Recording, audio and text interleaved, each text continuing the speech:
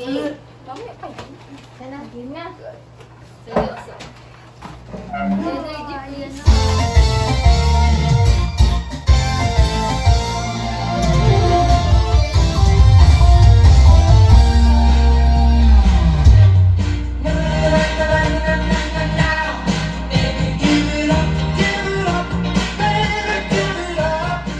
Mula sa bulwagang pambalitaan ng 96.69 FM. Narito kami muling maglalahad ng kwentong pag-ibig. Kami ang inyong makakasama sa hapong ito. Ako po si DJ Heart. Ako naman si DJ Love. Na palagi magpapaalala na palagi nating piliin ang umibig.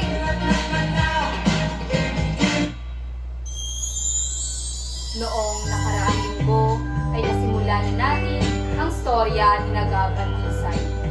Dalawang magkapatid, kambal na pinaghiwalay noong bata pa sila dahil nagkahiwalay ang kanilang mga magulang. Ngunit muling pinagtagpo ng landas.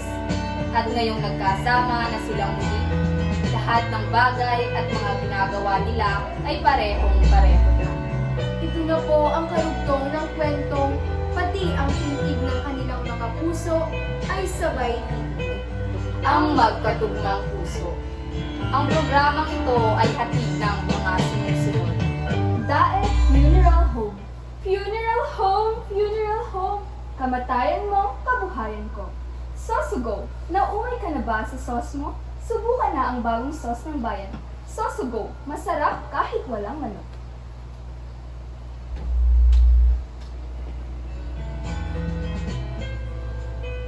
Nang tumungtong sila sa kolehiyo ay pareho sila ng kursong kinuha. Kaya naman sobrang saya ng dalawa nang lumabas ang resulta ng entrance examination. Anong lock mo? A! Sana pareho tayo.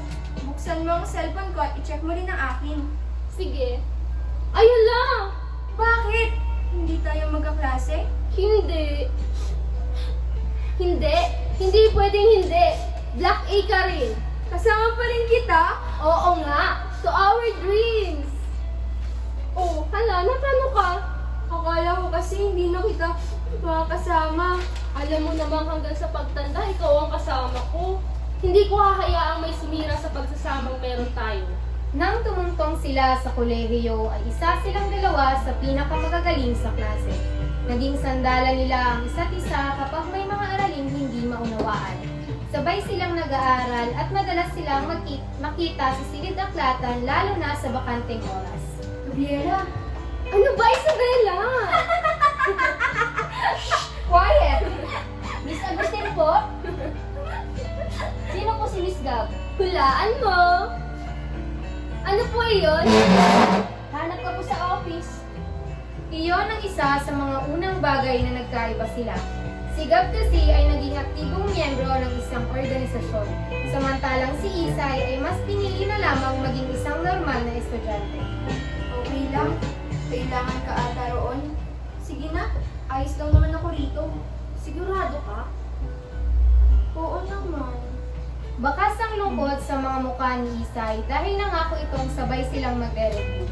Dahil dito ay nasasaktan siya at pakiramdam niya yung ting-ting nalalayo sa kanya si Gab. Pagkaalis ni Gab ay muling pinilit ni Isay ang sarili na tumutok sa pag-aaral. Hindi na ito kagaya ng dati dahil madalas ay mayroon pa silang earphone sa kanilang tikisang tenga habang nagbabasa. Guys, ibang-iba na talaga. Lumipas ang ilang minutong pag-aaral ni Isay ay nagdesisyon siyang tumayo at pumunta sa sulok ng silid-aklatan. Natutuwa siyang pinagmasdan ang hanay ng mga libro na natatandaan niyang inayos nilang dalawa base sa pagkagusto nila rito. Nang dumapo ang kanyang mga mata sa pinakagustong libro nila ni Gab, ay may napansin siya rito nakasingit na isang papel. Gusto kita, Miss Agustin. Huwag mong pakialaman yan, sa akin yan. Ito? Ha? Ito ba ang papel? Ay, hindi. Akala ko kasi kukunin mo yung libro. Paborito ko kasi yan eh. Ayaw kong maunahan mo. Ah, ganun ba? Sige, kunin mo na. libro ay nagpaalam ang lalaki sa kanya. Sinundan naman niya ito ng tingin hanggang sa makaupo ito sa mesang malapit sa kung nasaan siya. Ngayon niya lamang naramdaman na tila may kung anong insektong lumilipad sa kanyang sikmura. Hinintay niyang matapos ang lalaki sa loob ng silid-aklatan dahil sa kanyang planong alamin ang pangalan nito. Matapos ang isang oras ay nakita niya itong tumayo at pumunta sa harapan kung nasaan nagsusulat. Kung saan ito nagsulat sa talaan ng mga gumamit ng silid-aklatan. Nagmadaling magligpit ng gamit si Isay at pumunta na sa talaan. Leon Ezekiel de los Reyes.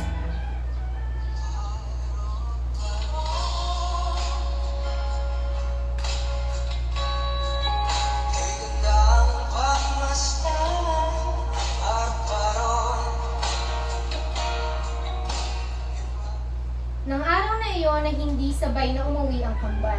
Naunang umuwi si Isay dahil may mga kailangan pang tapusin si Gab sa opisina bilang isang sekretarya. Gabi na ito nang makauwi. Oh, kumusta? Anong oras na? Buti hindi ka naman napanaw. Ano ka ba? Hinatid ako. Ninong! Ay, susunod ko na lang ikwento. Sobrang pagod ako. Agad namang nakaramdam ng kirot sa puso si Isay dahil hindi siya sanay sa nangyayari. Sa totoo lang ay hinihintay niya pa nga ang kakambal para ikwento na may nagugustuhan na siya. Matapos mag-aral, dala ang gatas at tinapay ay umakyat si Isay sa kwarto nila at nakita si Gab na nakahiga habang nakangiting nakatingin sa cellphone nito. Uy! Anong meron? Ha? Nakita ko kasi ngiti-ngiti ka dyan. Anong meron? Wala. May napanood lang ako nakakatawang video. O sige na, inaantok na ako. Huwag ka mapupuyat ha. Napatingin si Isay sa dala niyang pagkain na dapat sana ay para kay Gab. Dahil hindi pa ito nagagabihan. Malungkot siyang umupo sa kama niya habang nakaharap sa pwesto ni Gab at waring pinapanood ang hangin dumaraan sa katawan nito. Hindi naman kami ganito dati.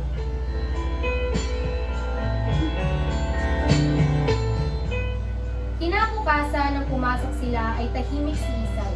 Hindi siya nagsasalita dahil kakaiba ang ngiti ng kapatid niya at naninibago siya rito. Nagtuloy siyang abala sa pagre-review kahit sa isang linggo pa naman ang kanilang final na pagsusuri. Gab! Ha? Dito na tayo. Saan ka pupunta? Sa office? Lumingali nga si Gab sa paligid at napagtanto nitong nakalampas na nga siya. Ngumiti na lamang siyang lumapit sa kakambal at nauna nang pumasok sa silid. Nagsimula ang klase na panay ang sulyap ni Isay kay Gab. Iba ang enerhiya nito ngayon. Animoy may nangyari, ubod itong napasaya. Hoy babae, anong meron sa'yo ha? Bakit sobrang saya mo yata? Wala naman. Yung mga paru-paro kasi kahapon, hindi pa rin umalis hanggang ngayon. Ilang linggo ang lumipas na ganon silang dalawa. Hindi na malaman ni Isay kung ano nga bang nangyari dahil bigla na lang nag-iba ang kakambal niya. Gab! Gab! Gab! Ano ba, Isay? Kakatulog ko lang eh. Mamaya mo na ako gisingin. Mauli na tayo sa klase. Bumangon ka na nga. May oras pa. Nag-alarm ako kanina. Ilang beses mo na nga pinatay ang alarm mo eh. Bumangon ka na. Nakain pa ang pagkain sa lamesa. Bilisan mo at ayaw kong mahuli. Ang dahilan talaga kaya ayaw niyang mahuli ay dahil alam niyang nasa silid-aklatan ngayon si Leon. Ilang araw na niyang sinusundan ng binata. Hindi bilang isang stalker, kung hindi bilang isang tagahanga.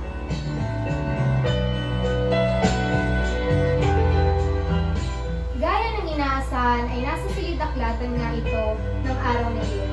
Nagbabasa ito sa gilid at nakikinig ng musika sa puti nitong headphones. Kung dati ay pumupunta si Isay sa silid-aklatan para magbasa, ngayon ganon pa rin naman ngayon. Iyon nga lang ay may bago na siyang rason para tumagal sa lugar na ito. Rason nga ba o inspirasyon? Asan ka? Hindi niya kasama ang kapatid buong araw. Kaya naman ang mabasa niya ito ay dali-dali siyang nagligpit ng mga gamit. Namimiss na kasi niya ang dati nilang mga gawain. Ngayon kasi kahit ang pagpasok ay madalang na silang magsabay. Kasabay ng mensaheng iyon ay ang kaba na mas nagpatuliro kay Isay. Aray ko naman! Hala, sorry. Hindi ko sinasadya. May masakit ba sa'yo? Bakit hindi ka umiimik? Tumingin ka nga sa akin. Nang tumingin siya siya sa lalaki ay agad nitong kinuha ang panyo sa busa at nilagay sa ulo niya. Madali ka bang kabahan? Medyo. Bakit? Eh, umiyak. Hindi naman sobra. Bakit? Takot ka ba sa dugo? Oo.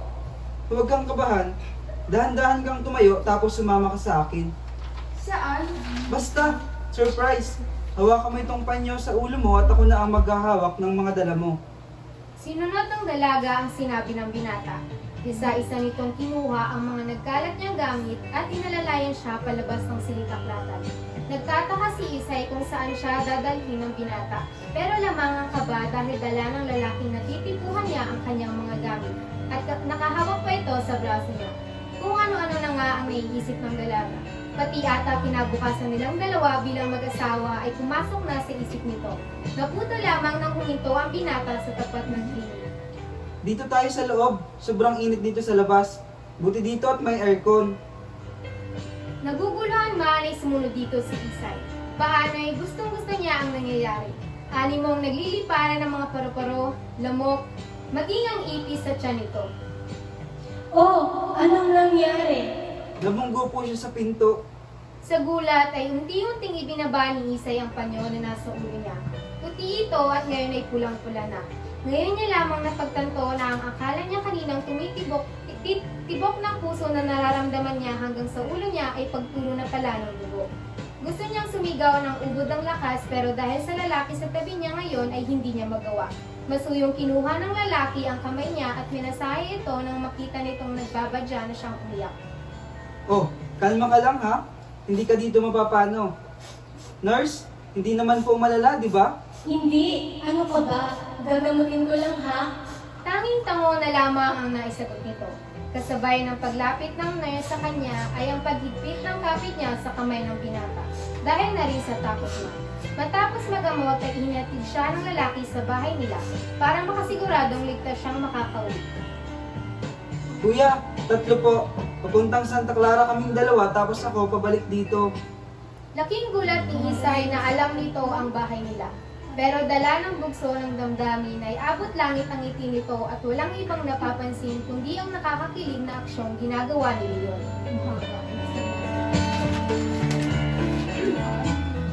Nang makarating sa bahay ay masaya siyang pumasok sa pinto ng bahay nila, animong nagpapasalamat pa dahil sa bukol at sugat niya sa ulo.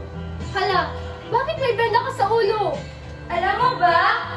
Ay, ikaw lang nakita kong may benda sa ulo pero masaya. Kasi, Huminahon ka nga muna. Ano nangyari? pinakilala kong lalaki. Matalino, gwapo, at napakabango. Noon ko pa gustong sabihin sa'yo, kaso naging abala tayo pareho eh. Kayo na? Hindi! Ano ka ba naman? Pero, sana, Diyos ko, akala ko pa naman kaya ganyan ang mga ngiti mo. hindi kami. Pero sobrang gustong-gusto ko siya. Nakikita mo ba itong ulo ko? Bukod sa tanda ng utak ko kung gaano siya kaalaga, ay nakatatak na sa peklat ko. Iyan ang mga alaalang binuo namin kanina. Sus, delusional! Ano ka ba? Mula sa tingin niya sa akin hanggang sa pag-alaga. Tapos sa paghatid sa akin sa labas, ramdam ko, Na? Gusto ka? Sino nagsabi? Utak mo. alam mo, ang KJ mo. Che, basta, malakas ang pakiramdam ko. Masaktan kung masaktan, pero aasa ako. Kung kanino man yan, sana nga maging kayo. Sayang yung mga imahinasyon mo. Talaga? Eh sino ba? Si Leon Ezekiel de los Reyes.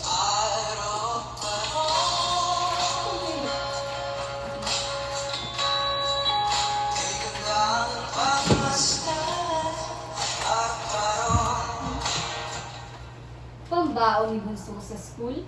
O baka naman pampalakas kay crush? O kaya naman movie night with barkada? I-cheese ring time mo na yan. Bite-size rings na overloaded ng cheese flavor. Cheese ring, masarap ang baon o pambarkada. Mabibili sa lahat ng mga suking tindahan at grocery stores nationwide. Cheese ring, cheese sa sarap, cheesy sa street, wala pa rin tatalo sa ulo.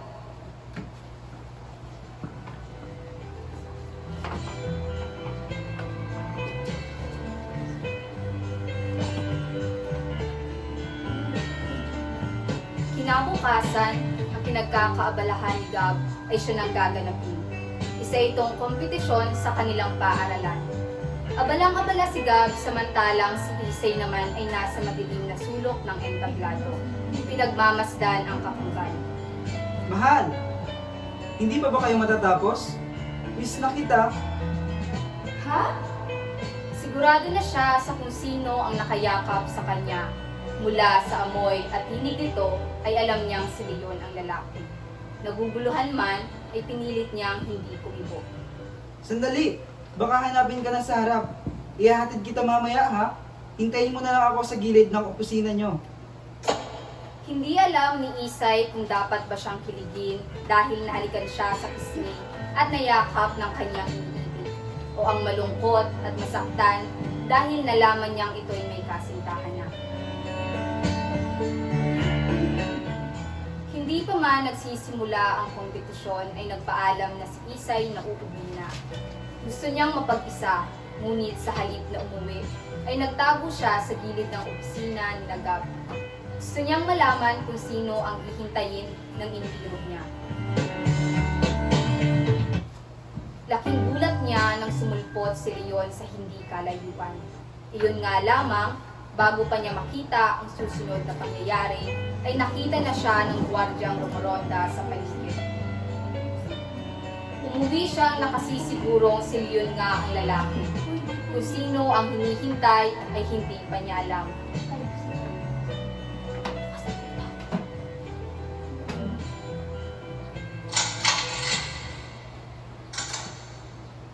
Bakit mo ang mata mo? May nangyari ba sa event? May umaway ba sa'yo? Wala. Alam mo namang pwede mo sabihin sa akin eh.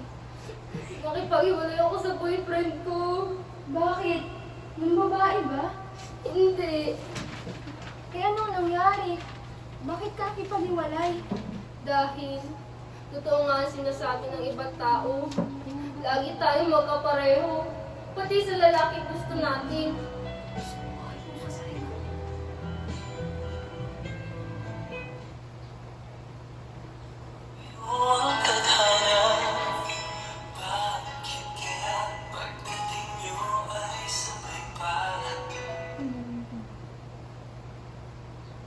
Tila nabuhusan ng malabig na tubig sa kanyang kinatatayuan si Isay. Ang kamay na nakayakap sa kapatid ay nawala ng lakas. Ang mga paa niya ay napako at napatulala. Masakit para sa kanya ang narinig pero mas naisip niya ang nararamdaman ng kapatid. Bakit ka nakipag-iwalay? Ayoko kasi mawala sa mahal natin dahil sa lalaki. Alam kong nawalan ako ng oras sa'yo. Aaminin ko dahil iyo sa kanya. Napagtanto ko, nawala ako sa buhay mo. Hindi na kita nasasamahan. Hindi na kita nakakausap. Makukonsensya na ako. Sana, sinabi mo na lang sa akin ang tungkol sa inyo. Sana hindi ka naglihim. Nagtawan, hindi ko alam kung paano ko sasabihin. Ha? Eh, hindi ba ang usapan natin? Walang lihiman? Maintindihan ko naman eh. Ayoko masaktan kita. Ayos lang. Ayusin mo bukas ang relasyon niyo. Ipagbalikan ka sa kanya. Buong gabi siyang tulala at tahimik na lumuluha sa kama niya. Nakatalikod din siya sa kapatid. Maya-maya ay naramdaman niya ang pagyakap nito sa kanya. Sorry ha, hindi ko sinabi agad. Mahal ko siya pero ayoko mawala ka sa akin dahil lang sa lalaki. Alam mo ba, niligawan niya ako sa loob ng 1 taon. Oo, naghihim ako. Sinabi ko ayoko magkaroon ng halikan. Hanggang wala ka pa, pero ako rin ang bumali nun. Tama na, sobrang mahalaga siya. Nakatira na ako ng pagkain sa opisina. Nakatira na ako ng mga bulaklak na siya mismo gumawa. Habang nagkukwento si Gab, ay unti-unting tumutulo ang luha ni Isay habang nakikinig. Pinakilala niya ako sa magulang niya. Alam mo ba? Si mama ang nakasama ko sa paglaki. Kaya naman ako sa pagmamahal ng isang ama. Sa kanya ko lang nagaramdaman kung paano niya ako alagaan, itrato,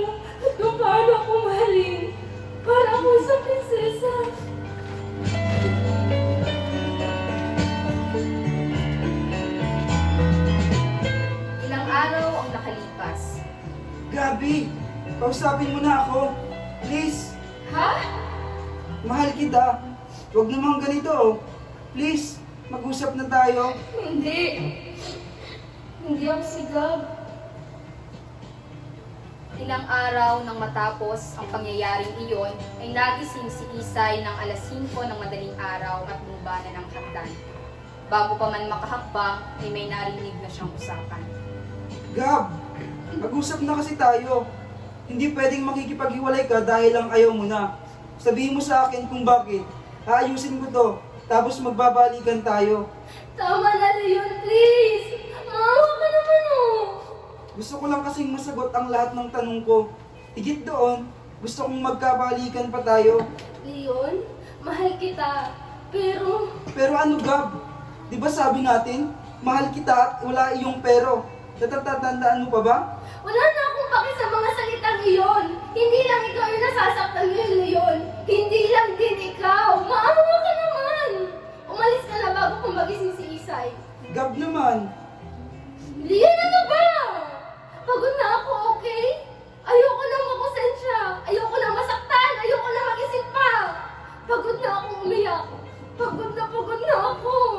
Ano ba kasing problema? Baka maayos ko pa. Ikaw ang may kapatid ko. Baka sakaling maayos mo pa. Ano? Gusto ka ng kapatid ko, Leon. Gustong gusto. Hindi ba tinatanong mo kung bakit gusto ko makipaghiwalay? Dahil hanggang sa lalaki, ay pareho kami ng gusto. Kaya, Leon, please, maawa ka naman. Ayoko na makitang nasasaktan yung kapatid ko. Nakukonsensya ako. Yakap-yakap ni Leon ang dalaga nang bigla na lamang itong maduwan.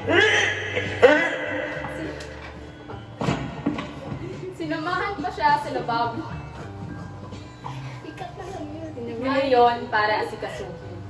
Dito na rin lumabas si Isay para tumulong sa pag-aasikaso sa kapatid.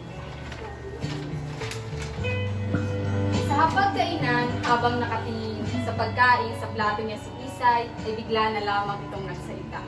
May nangyari ba sa inyong dalawa? Bakit hindi ka pa dinadatnan? Sabay tayo ah.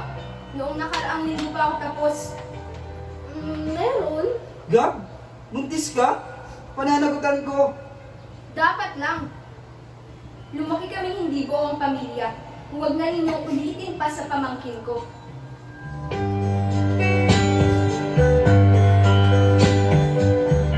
Patuloy na pumunta si Leon sa bahay nila Gab sa bawat araw. Si Isay naman ay minabuti sa kwarto na lamang mamalaki. Ang samahan nila ay hindi na muling naibalik pero ang pag-aalaga ni Isay sa kakambal ay nandoon pa rin. Ang lambing ni Gab ay hindi naman dinawala. Ang tanging naging problema lang ay hindi na sila gaya ng dati. Tila mayroon ng harang na pader. Ikapitong buwan ng sanggol sa sinapupunan ni Gab nang isugod ito sa ospital dahil sa pagluluto. Dok! Yung kakambal ko ho! Agad namang inasikaso si Gab sa ospital ngunit nang dumating si Leon ay tila ba naubusan na ng hangin si Isay kaya naman ginusto niya na lamang maglakad-lakad sa labas. Hindi niya alam kung saan siya papunta. Gusto niya na lamang sundin ang mga paa niya. Hanggang sa bigla na lamang namula ang puti niyang damit. Nasaksak siya ng isang tambay sa kanto na lulong sa ipinagbabawal na gamot. Ah!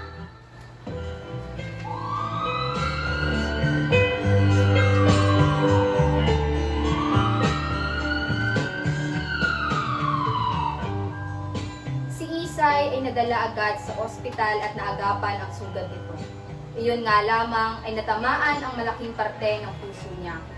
Sa kabilang banda naman ay si Leon na pinapapili kung ang anak niya ba o si Gab ang mabubuhay. Piligin mo yung anak natin. Ibigay ko ang puso mo kay Isay. Pero Gab, paano ka?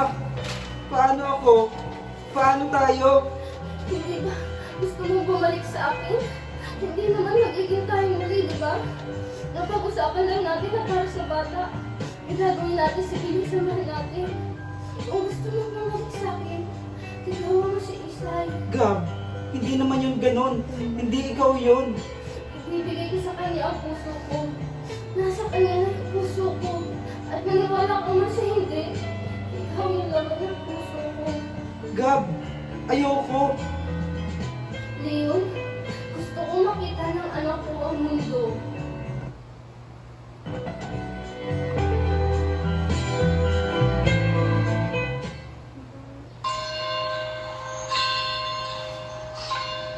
Habang tumutunog ang kampana ng simbahan ay hawak kamay na lumabas ang mag-anak. Si Leon, si Isay at si Gabriel. Linggo noon, kaarawan din ni na Isay at Gab. Kaya naman, dederecho sila sa sementeryo para bumisita. Gabi, bumati ka na sa mami mo. Happy birthday, Mommy! Happy birthday, mahal. Dahil sa narinig ay napagtanto ni Isay na oo nga't nabuhay siya. Siya ang pinakasalan ni Leon, pero hindi naman siya ang tunay na mahal nito. Tinupad lamang nito ang huling kahilingan ng kanyang kakambal. Happy birthday sa atin. Pangako, kaalagaan ko ang pamilyang dapat ay sa'yo. Hay, kung bakit naman kasi ako pa ang hinaiwan mo. Ang sabi mo noon, kakabit ng puso mo ang puso ko. Hindi mo naman sinabing puso mo pala ang titibok para sa akin ngayon.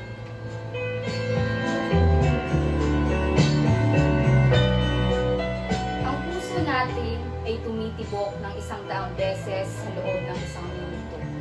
At sa sumpaan ni Gab at Isay na ang puso nila ay magiging magkakabit habang buhay, sa nangyari ay masasabi nating totoo nga, natupad ang pangakong ito. Iyon nga lamang, ang puso ni Gab ay siya nang naging buhay ni Isay. Nawala man si Gab ay habang buhay na mananatili ito sa magkatugma nilang puso.